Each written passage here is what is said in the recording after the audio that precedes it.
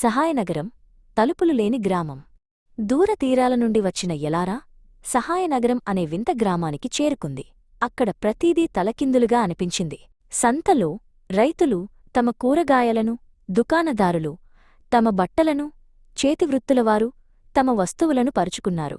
కాని ఎవ్వరూ డబ్బు అడగలేదు. ప్రజలు తమకు కావలసినవి తీసుకుని వెళ్ళిపోయేవారు. ఇదేంటి అని ఎలారా ఆశ్చర్యపోయింది. ఒక వృద్ధుడు కాయల్ ఆమె పక్కన నిలబడి, ఇక్కడ ప్రతి ఒక్కరూ ఒకరికొకరు సహాయం చేసుకుంటారు తల్లీ అన్నాడు. ఎలారా గ్రామంలోని ఇళ్లను చూసింది. ప్రతి ఇంటికి తలుపులు లేవు. లోపల ఏముందో స్పష్టంగా కనిపించేది.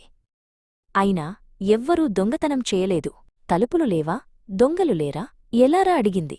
కాయల్ నవ్వి, ఇక్కడ ఎవరికీ దొంగతనం చేయాలనే ఆలోచన రాదు. ఎందుకంటే అందరికీ అన్నీ లభిస్తాయి అన్నాడు. ఈ వింత గ్రామంలో ప్రతి ఒక్కరూ కష్టపడి పనిచేస్తారు. రైతులు పొలాల్లో, చేతివృత్తులవారు తమ వర్క్షాపుల్లో అందరూ సంతోషంగా శ్రమిస్తారు. మాకు ఏది అవసరమో అది మాకు లభిస్తుంది. మాకు ఏది ఎక్కువ ఉందో అది ఇతరులతో పంచుకుంటాము కాయల్ వివరించాడు. ఇది మా సహాయనగరం సూత్రం. ఎలారా ఆ గ్రామంలో కొన్ని రోజులు గడిపింది. ప్రజలు ఒకరికొకరు సహాయం చేసుకోవటం, ప్రతి ఒక్కరి ముఖంలో ఆనందం చూడటం ఆమెకు కొత్త అనుభూతిని ఇచ్చింది. ఇది భవిష్యత్తులో మనం ఊహించలేని గ్రామం ఎలారా తనలో తాను అనుకుంది. ఎందుకంటే ఇక్కడ స్వార్థం లేదు, పోటీ లేదు, కేవలం ప్రేమ, సహకారం మాత్రమే ఉన్నాయి.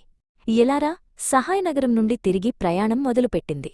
ఆమె హృదయంలో ఒక కొత్త ఆశ, ఒక కొత్త పాఠం నిండిపోయింది. ఎక్కడైనా సహాయనగరం లాంటి ఒక చిన్న ప్రపంచాన్ని సృష్టించవచ్చని ఆమె నమ్మింది.